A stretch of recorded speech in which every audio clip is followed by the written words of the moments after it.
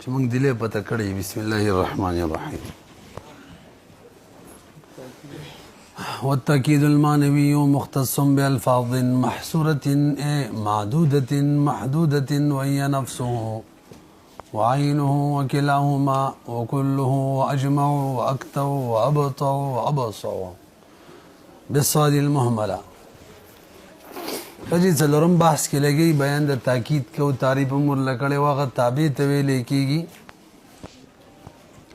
چې شان د خپل مطبوع مضبوطی شمول کی او یا په نسبت کې او یا په شمول کې. به موږ د دې دوه اقسام بیان کړي، یو ته تاکید لفظي او یو ته تاکید معنوي. تاکید لفظي هغه تاکید ته ویل کېږي چې په تکرار د لفظ سره حاصلېږي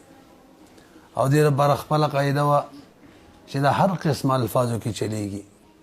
مطلق تاکید اسماء افعال حروف ټول کې. دویم قسم تاکید معنوي دی، دغه بیان کوي. دا تاکید ته ویل کېږي چې په خپل مخصوص الفاظو سره وي. اتنه الفاظ دي نه دي یا ته دي چا دوه یو کړي نو ته دي او چا بیل بیل کړي نو نه دي. بل دې د بار راته خیر سره د الفاظو بیان کوي. تاکید معنوي تعریف او د غیر د الفاظو بیان یو جز ور سره دوین جز کې ور دي څلور قواعد راته بیان کې ونن به ور سره ټول قصه ختمه وکړه. بهرحال ووري به تاکید معنوي هغه تاکید ته ویل کېږي چې په محدود او معدود شمیرلو معلوم الفاظو سره الفاظو بیان کوي. وته وګورئ والتاکید والمعنوي والتاکید المعنوي موصوف له خذلو بالفاظ محصوره ندي متعلق بیان کو. متعلق مختص دا خاص دي په الفاظ محصوره باندې. محصوره معنی شمیر شده الفاظ شمارل شي. معدوده شمیر لیکيږي، محدوده بیان کیږي، تعداد معلومیږي. وهي نفسه محدوده معنی معلوم. وهي نفسه وعينه دوا وكلاهما دري هدایتونه وکوي وکلتاهما مجموعه شو څلور شو. وكله پنځه دیو په حساب سره څلور. واجمعوا واكتوا وابطوا وابصوا څلور دا شو. څلور زمونږ ځکه ټولې بډای خزي ویاته او څلور پنځه نه. دا ابصعو چې دی ابضعو او ابصعو صوت او ضاد دواړو سره مستعمل له بالصاد المهمله وقيل بالضاد المعجمه. سو کوئی ضاد دی معجمه ټکی والا. قيل لا معنى لهذا الكلمات الثلاث. اوس دا مسله راته بیان کې چې د اخیرو درې کلمو د اکتو ابتو ابصعو څه معنی شته کنه. یو را اداره وې د دې هیڅ معنی نشته. لکه خلک وایي کنه کتاب میتاب موږ وایو کنه کتاب سړی مړی. هلکه چې د ښځه مزه نشته دی یار، چې د روټۍ موټۍ نشته، د کوم شي په سر کې میم دی هغه به یې نشو ویلی. مسجد شب سوی اردو کې ورسره شین وایي روټي شوټي وغیره. خیال هم دی که نه دقه لوبه ده. ورته وګورئ قيل چاویلی لا معنى لهذه الكلمات الثلاث في حال الافراد. ځان لکه د ذکر کړه کنه اجمعو ور سره نه وا هیڅ معنی نه لري. مثل حسن بسن هیڅ معنی نشته. وقيل چاویلی نه د دې معنی شته کنه. اول څوک د اکتعو د دې معنی د تام او دا مشتق د من حول. دا مشتق د حول کتیع. حول کته معنی حول تامن نو معنی شته ځان لم کاجمه ور سره نه وي. ناراضه نورم بیانو. وقيل چاویل یکتو چې د مشتق د من حول کتیعن تامن او د ابصو معنی د سالا څه وي روان شو وبېدو. دا معنی دا او ابصو بالمهمله کدا د صوت سره شيکا دا د بسوال عرق خولا وبېدله اصاله او که ضاد شي ضاد به د سیراب کېدو معنی ده خړو بېده. وبالمعجمه من بضع رویه خړوب شو. خدریم ابتو څه معنی ده ابتعو د بطع نه دی دا اوږدوالی د څټ ته ویلی کېږي وابتعو من البطع وهو طول العنق مع شدة مغرزه چې څټ اوږد وي سره د سختوالي د مغرز هغه ځای ته ویلی کېږي د بدن د سینې نه بره حصه کوم ځای کې چې دا څټ لګېدلی نو دا ابتعو ماخوذ دی من البطع نه بطعه ده که بطعه ده څه لیکلي بطعه ده وهو طول العنق معنی د اوږدوالی د څټ مع شدت مغرزه سره د سختوالی د ځای د څټ نه کوم ځای کې څټ لګېدلی هم سخت وي ويمكن استنباط مناسبات خفیة بین هذه المعانی مولوی صاحب د دې درې واړو الفاظو کومه لغوي معنی ده او د دې کومه اصطلاحي معنی ده چې هغه د عموم د پر راځي څه مناسبات شته کنه وای که صحیح سوچ فکر وکړي کنه مناسبات یې روزي اول لفظ پکې څوک هغه اکتاو کنه اکتاو معنی منګه وکړله تام نو د تام او د عام خپل منځ کې مناسبت دی ځکه کوم شی چې عام نو تام یو کوم شی چې تام وي ټول افرادو کې نو عام وي نو مناسبت شو کنه شو عموم معنی پکې رااله دویم لفظ چې ابصو د دې معنی سیلان روانېدل یو شی چې سیلانو کې هر څه ته شامل شي شمول عموم پکې راشي کنه او سیراب کېدل سړی کله سیراب کېږي چې پورا خېټه د اوبو نه ډکه شي عموم پکې رااله کنه ټول هر حصے ته اوبه ورسیږي او بل کوم یو طول العنق معنی و اوږدوالی چې کنه یو شی څومره اوږد وي نو هغومره عام وي خیر هم دی کنه بهرحال دا مناسبتونه دي او ممکنه ده استنباط د مناسباتو چې موږ مناسبات راوباسو پټ بین هذه المعانی په مابین د دې الفاظو د معنیو کې و معناها تاکیدي او د دې کومه اصطلاحي تاکیدي معنی ده دا به کله رو استنباط کو بالتامل الصادق چې کله صحیح تامل خو کو کنه رضی ورله پورا بیان واورا ولې چې د اولنی دوه الفاظ چې دي کنه نفس او عین دا عام دي څه معنی عام دي دا په واحد کې مرضی زرزره مخه اساني خبرې دي تسنیه کې مرضی جمع کې مرضی مذکر کې مرضی مؤنث کې مرضی نو بیان د صيغو شروع شوخه تاسو پیږئ دا تاسو اوله قاعده وګڼئ چې موږ ته استعمال د دې الفاظ بیانې دا اوله قاعده شو لکه موږ به څنګه استعمالو به نفس او عین مفرد تسنیه جمع مذکر مؤنث ټول استعماليږي به دې کې صيغه هم بدليږي د مفرد د باره بیل صيغه تسنیه د باره بیل جمع د باره بیل او ضمیر بم بدليږي مفرد ضمیر بیل تسنیه بیل د جمع بیل او دغه شان مذکر بیل د مؤنث بیل به حال نفس او عین د مذکر مؤنث مفرد تسنیه جمع ټول د بار راځي صيغه بدليږي ضمیر هم بدليږي زو بس انور بیان بکو وګورئ تا فالاولان اولنی دوا یعنی نفس او عین دواړه اولنی نه دي یو اول یو دویم دي دواړه دی اول ویل دي ته تغلیب ویل کیږي بیان کې خپل کا نفس او عین چې یو معنی دا دواړه عام دي یقانی علی الواحد واقع کیږي په یو باندې والمثنى باندې والمجموعي باندې والمذکر او مؤنث باندې څنګه به استعمالو به اختلاف صيغه ما هغه دا چې اختلاف د صيغې د دوړو بمرازي افرادن د بارا او تسنیتن د بارا او جمعن د بارا صيغه بم بدليږي و اختلاف ضميري ما اختلاف د ضمیر بمرازي خپل بیان کوي خړبا اړبا نمل کوي اړبا دې څه کېسته کیسه راټیم کم دی نه و څنګه وای دوسا سبق څه غم نشته کیسې څه غم دی وګوره کوم ته ورسېدل اي العائد اغه ضمیر چې کوم راځي دي مطبوعه کم مطبوع کم چې مؤکد دی راځه اوس پورا بیان اور اړبنه مړ کې تقول نفسه فی یو تړ مړ کرشته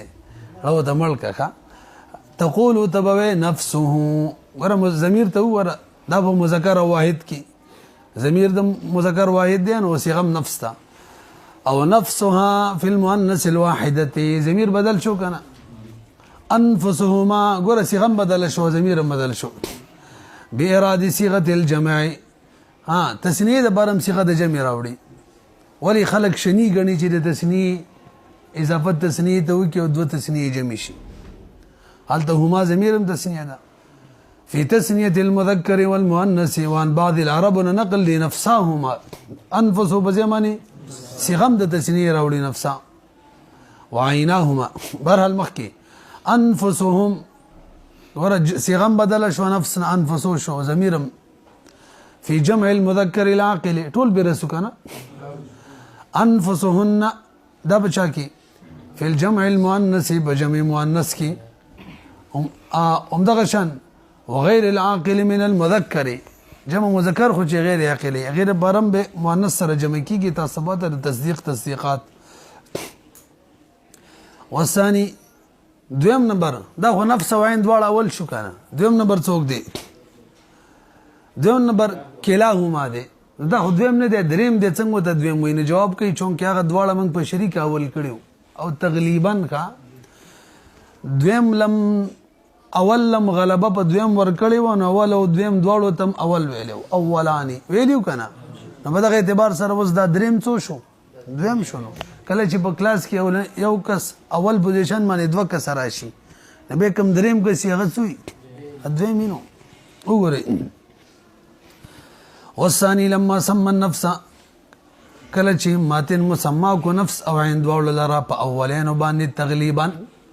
اولین او تولی ویلو دویم له اول غلبه ورکړه اول له دویم ادواړ اول کړه کل قمرین کیو ګور کنه شمس او قمر کی شمس لا قمر له غلبه په شمس ور کړي نو دواړو ته وي قمرین عمرین ابو بکر رضی الله عنه عمر جن وته وي نو به سم ثالثانو صاحب د کافی مسما کو ثالث پسانیان باندې نو دویم څوک دی کلا د کنه در راضی د بار د صرف تسنیه بس نو نفس او عین د مفرد تسنیه جمع مذکر مؤنث ټول د پاره صيغه بدلیدله ضمیر بدلیدله او دویم نمبر څوک کلاهما صرف د چاره باره مذکر د باره کلا مؤنث د باره کلتا للمثنى كلاهما للمذكر وكلتاهما للمؤنث باقي پاتې شو لکه باقي څوک دي كله اجمع اكتو ابتو ابسو دي کنه پدې کې دا کلو چې تاسو ته مخکاری کنه دا د تسنین علاوه ټول د بار راځي تاسو بیګي بلکې دا باقي چې څوک دي کنه دا ټول د تسنین علاوه ټول د بار یعنی مفرد د بارم راځي جمع د بارم راځي خو به لک فرق دی کلو کې د مفرد د بار ضمیر یو شان وي او د جمع د بار ضمیر بل شان وي مؤنث د بار یو ضمیر وي کلها او د مذکر د بار هو او د به جمع د مذکر د بار هم او مؤنث د بار هن پوهې شولې به صيغه نه بدليږي وای او بده نورو کې قصه کوته وره آسان ده کنه کم ده والباقي يعني بعد الثلاثه المذكورون لغير المثنى د بار راضي غیر مثنى د بار څوک دي چاغو د بار راضي مفردن کان او جمع دي دوړو د بار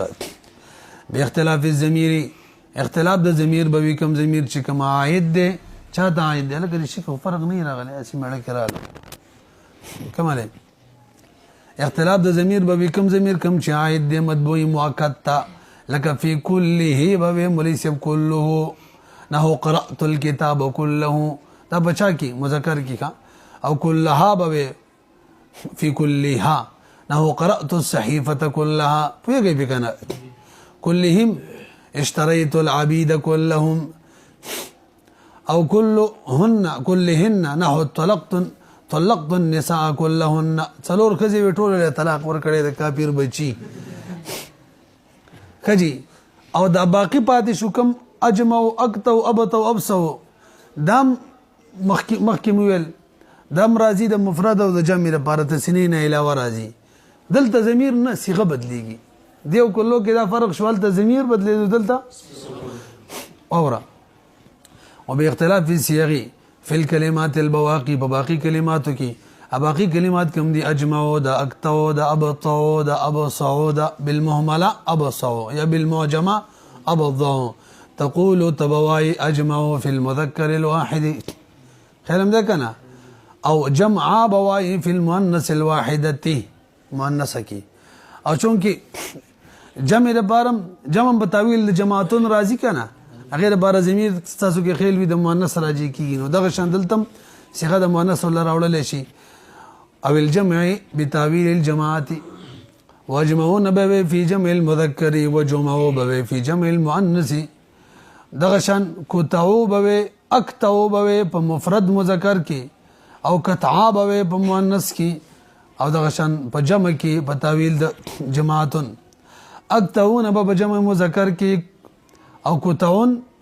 کوتاو دا به جمع مؤنث کې او ابتاو نور پیږي کنه مذکر مفرد بتع مؤنث ابتاون جمع مذکر بوتاون جمع مؤنث ابصعو بصعاء ابصعون او بوصعون مخکې راځي څه مشکل شته کله یو قاعده بیان شوله استعمال د صيغو د تاکیدی مانوي دویمه قاعده ولې کلو سره توجه جدي وګورئ او اجمعو سره با دا غچا تاکید کیږي چې دوه شرایط وي پکې یو ذو اجزاوي څه ذو اجزاوي ښه اجزا ولا شی دا غیبه په دې کلو اجمعو سره تاکید کیږي بیان را روان دي دویم شرط ولدا دی چې دغه شی به داسې شی وي کچری منګه تقسیمیږي با یا حسن یا بچوي لکه دا رابع کلاس تقسیم کنیم یو طرف ته نیم بل طرف ته کی کنه سترګو ښکاری او یا حکمن لکه نیم غلام می واخستو نیم مینه دی بل سره می شریک شو نیمه خره می واخسته نیمه مینه ده په شریک به ور سره کار کوي ته وګورئ تاسو دواړه د قلوبه کوي او خره کې خو دې خو سره شي کول د نبریتو باسا او که به خپو چې برید منشت نو د خرید لکې ولا کوا او ته وګورئ تاسو په مسله پوه شئ کنه بهرحال قاعده دوی مداش ولا چې کلو اجمعو سره به دا غچا تاکید راځي چې هغه ذو اجزاوی یو او تقسیم قبلی حسن یا حکمن او ته وګورئ ولا يؤكد تاکید باندې کیږي بكل واجمع سره الا ذو اجزاء ما غراغه څوک چې د اجزاء ولوي مفردا كان کبه مفرد او کجمع وي وجه سلام الاسم اذ الكليه كلو کې کلیت بیان وي او په اجمعو کې د اجتماع بیان وي او کلیت او اجتماع نه متحقق کیږي مگر باغ چا کې چې څوک اجزاء ولوي نو کوم دا قید وکړه زو مخ کې کنه ځکه کلیت چې او اجتماع چې لا يتحققان نه متحقق کیږي الا فيه مگر باغ چا کې چې زو اجزاوي مخکې هغه تراجه دي اعتراض هلکه د سبم دی ویلی وای کنه چې زو افراد وي تا صرف زو اجزا ویل حالانکه زو افراد کوم راځي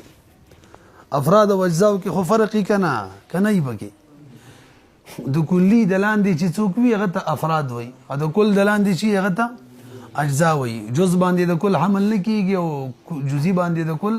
د کلی یعنی فرد باندې د کلی حمل دا انسان دی کیږي علم دې کنه پرې ته پکې ویل شي دا مون قطبی کې ویلي وسینه رمات کو ټیم به بیرانه ولګي بهرحال ذو افراد به ویلي وې کنه نو جواب داري مولي سي توجه کلو د ذو افراد سره ال راضي چې افراد مجموعه واخلي څه واخلي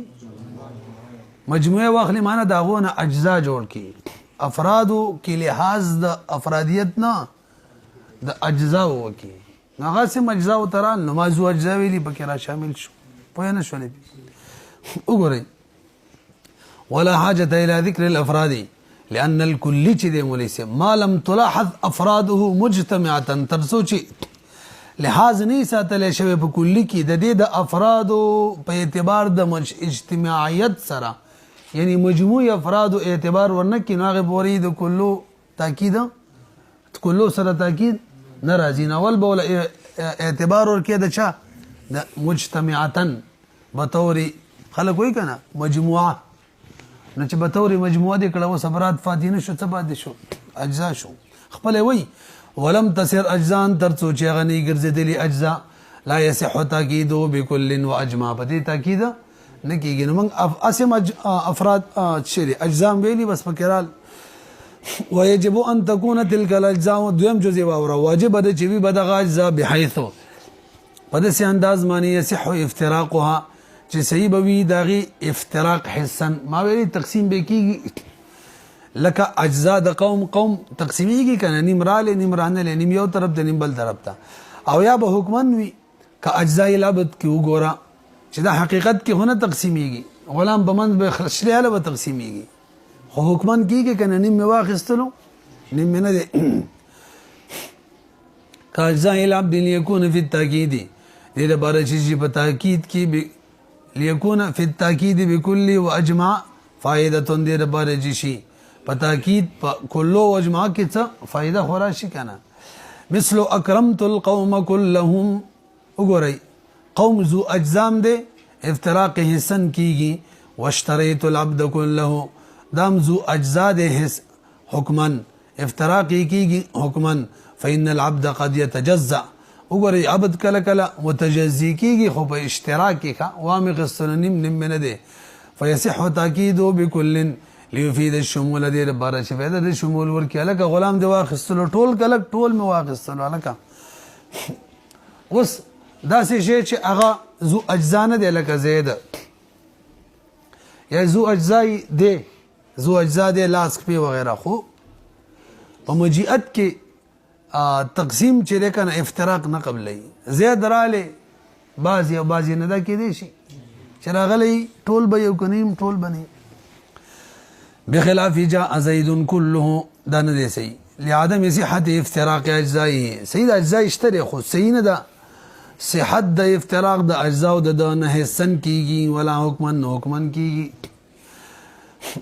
فی حکم المجی خود مجی په حکم کې یادو مکا او که غلام ویني شراب په حکم کې بدالو بکیږي تاسو پوهیږئ زر لګي ما ته آسان ښکاری تاسو ته هم آسان ښکاری مخکې راځي جی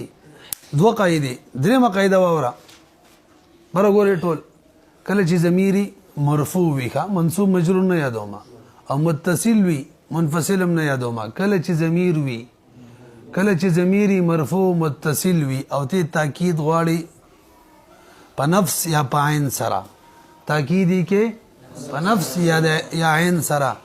نو واجب ده ضروری ده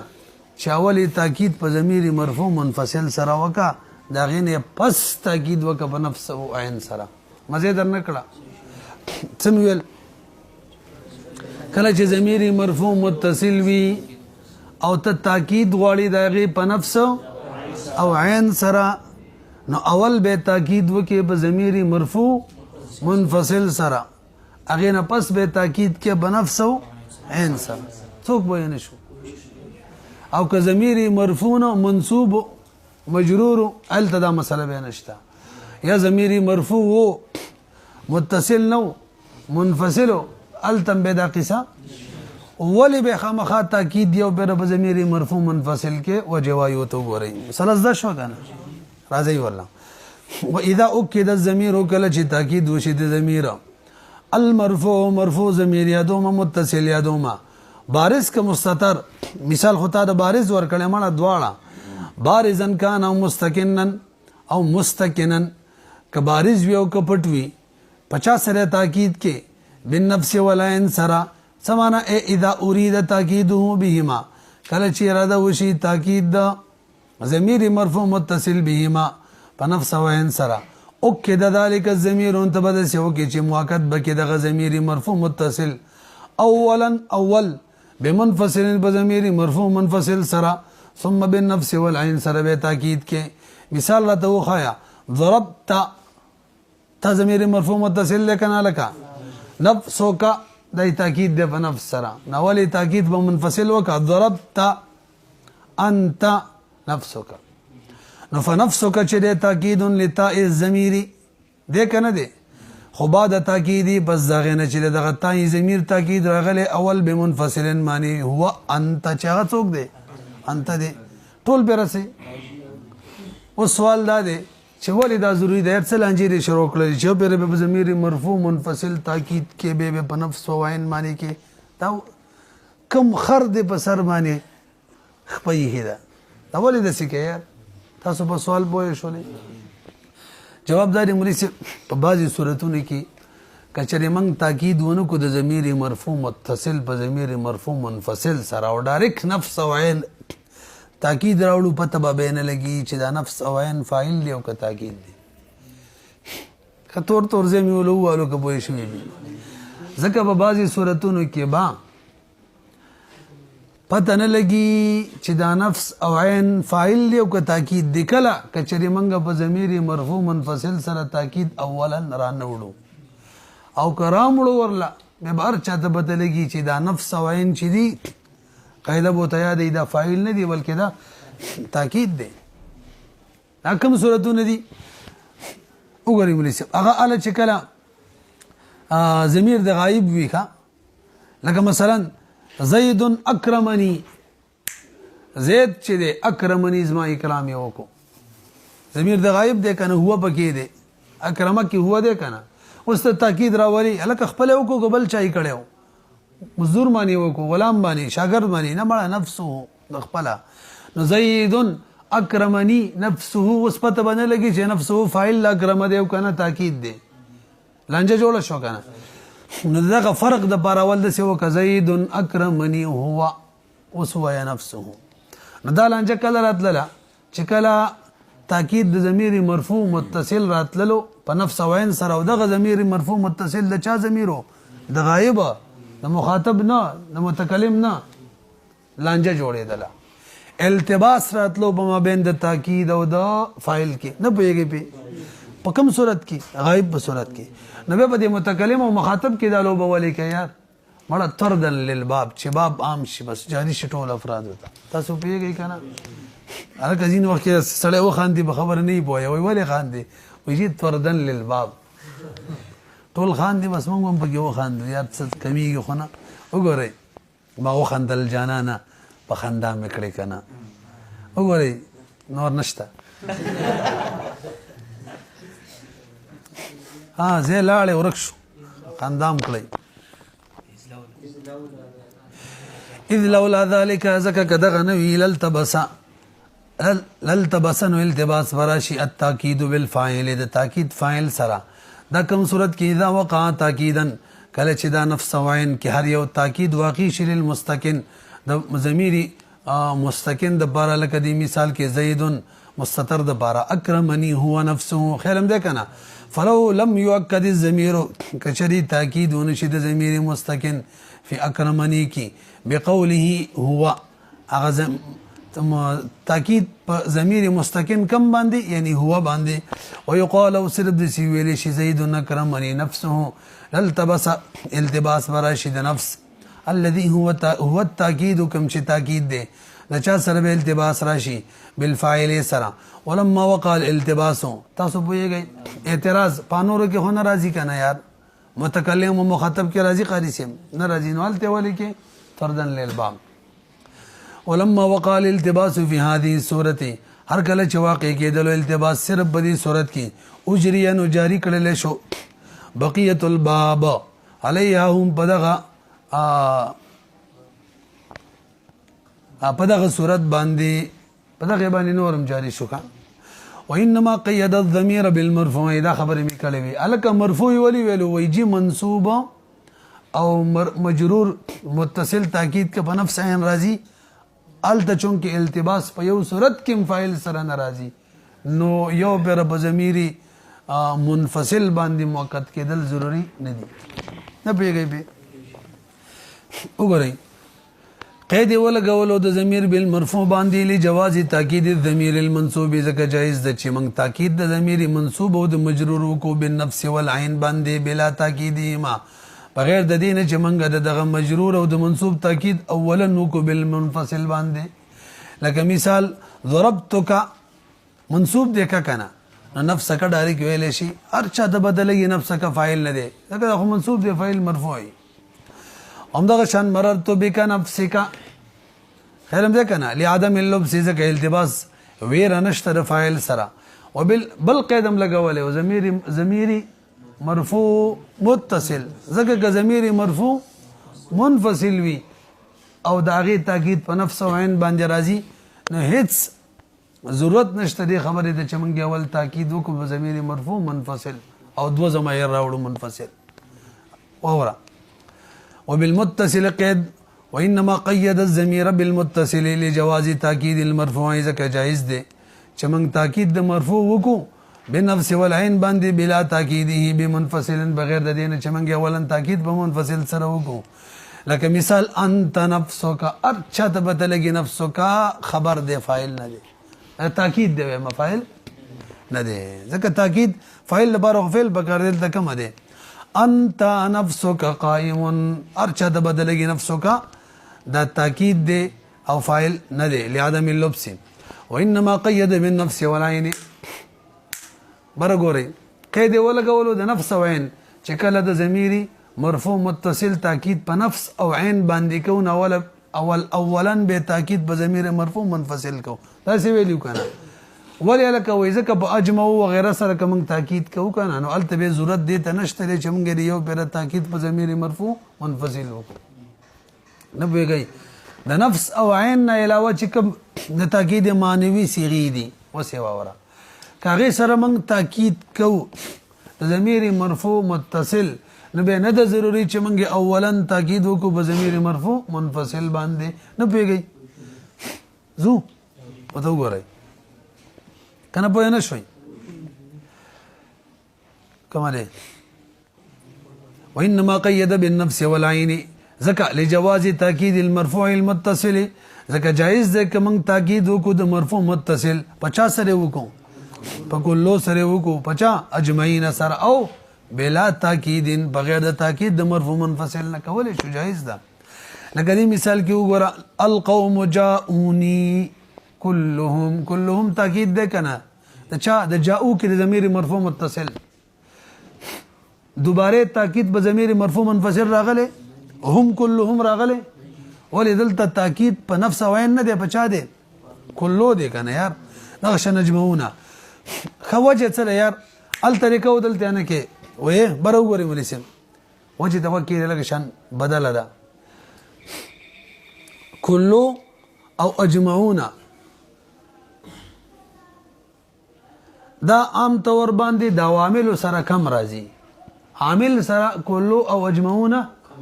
کم راځي او فاعل چې فاعل د خو عامل سره راتل ضروری دي فاعل کې خو لابودي د فعل نه یا شبه فعل نه تاسو دا کنه ده نو فاعل سره عامل راتل توجه ضروری لابودي تي او د دې راتل د عامل سره کم وي مشابهت د فاعل سره کم شو کنه شو او پاد شو نفس وین داغو د عامل سره راتل زید دي نو مشابهت د فاعل سره پوه نه شولې د فاعل د عامل سره راتل ضروری دي او د نفس او د عین راتل د عامل سره اکثر دي کله کله نه نو مشابهت یې جوړ شو نو ال دلنجه جوړېدل د فاعل سره مشابهت یې او د کله او د اجمع راتل د عامل سره کم دي مشابهت کم د التباس نه راځي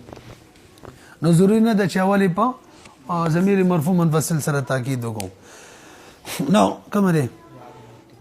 لعدم الالتباس التاکید بالفاعل ذکا التباس تاکید فاعل سره نه راځي لان کلن چدا او اجمعین چدا یلیان العوامل قلیلا دا نزدیکیږي د عامل سره خو کم